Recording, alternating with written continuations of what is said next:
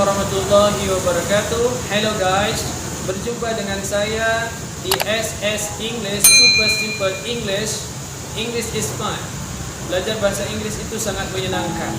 Pada pelajaran yang pertama, di video yang pertama saya ini, kita akan belajar pelajaran yang dasar, tapi pelajaran ini sangatlah penting ketika kita ingin menguasai pelajaran bahasa Inggris, yaitu tentang the verb to be.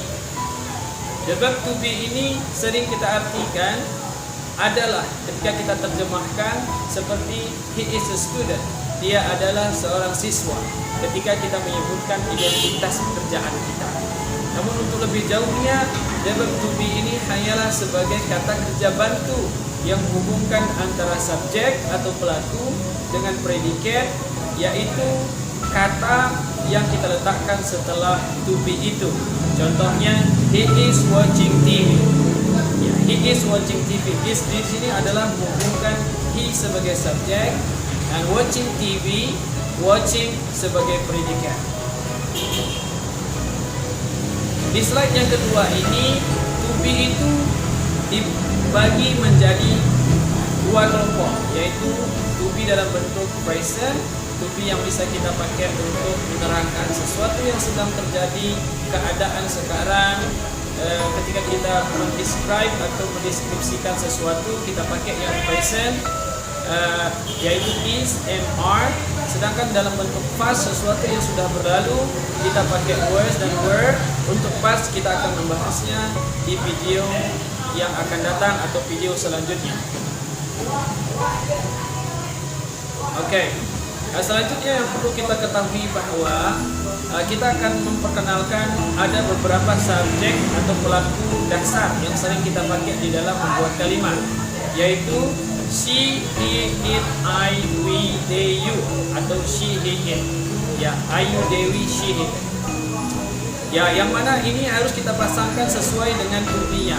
She is, he is, it is, I am, we are, they are, you are. Tidak boleh kita buat it am atau we is atau yang lainnya. Oke, di slide yang ini ya, sebagaimana yang sudah saya terangkan tadi, bahwa ada beberapa subjek pelaku dasar yang harus kita tahu dan harus kita pasangkan dengan to be yang tiga tadi, is, am, are. Sebenarnya selain subjek yang 7 ini, kata benda atau seluruh kata benda juga bisa menjadi subjek. Contohnya car atau my car is big. Mungkin nanti kita bahas di pelajaran selanjutnya. Oke, setelah to be atau predikat itu bisa berbentuk, yang pertama adalah adjective atau adjective phrase, noun atau noun phrase, verb tambah ing, adverb atau adverb phrase. Sebagaimana contoh yang kita perhatikan itu kata sifat happy, sad, good, dan seterusnya. Kalau adjective phrase itu adalah kata sifat yang sudah diterangkan di depannya. Misalnya diterangkan dengan kata keterangan, be very good, so nice, so beautiful, really wonderful, dan seterusnya. Kata benda itu banyak sekali, boy, student, teacher, car, dan seterusnya. Apabila di depan kata benda itu ada possessive pronoun, artikel seperti a student, the student, my sister, itu kita sebut dengan noun phrase.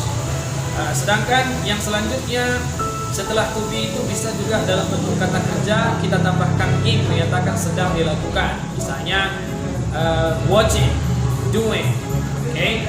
Sedangkan selanjutnya bisa juga dalam bentuk kata keterangan adverb, Bandung, here, atau adverb phrase, in Bandung, at home.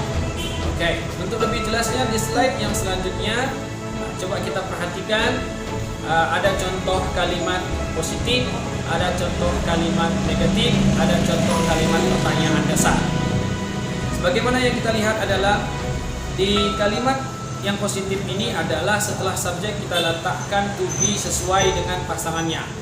He is sad, he is a good boy, I'm a bit tired, I'm here at the cafe, I'm watching TV, she's a secretary.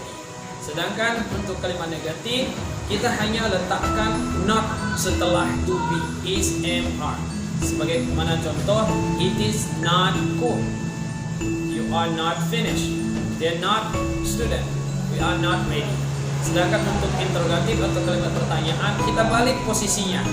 Kita letakkan to be-nya dulu, baru subjek. Are you sad? Is she American? Are you listening to me? Dan seterusnya.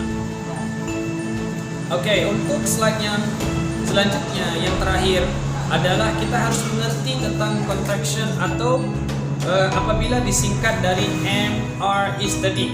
Nah, karena ketika kita berbicara, kita sering mendengar native speakers atau pembicara penutur asli memakai singkatan. Kita juga harus tahu dan mengerti bagaimana menggunakannya, biar kita juga seperti orang native speakers. Seperti ke dalam kalimat afirmatif, I'm sad. Ya, I am sad. Apabila tidak disingkat, kalau disingkat I'm sad. You are good. Kalau tidak disingkat, kalau disingkat you are good. It is nice. Kalau tidak disingkat, kalau disingkat it's nice. Oke, untuk negatifnya ada dua bentuk. He's not sad atau he isn't sad. You're not bad atau you aren't bad. It is not big atau it isn't big.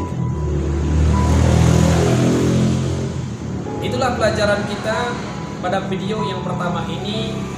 Untuk mendukung video-video selanjutnya atau tutorial-tutorial tentang bahasa Inggris selanjutnya, jangan lupa untuk tekan tombol subscribe dan lonceng.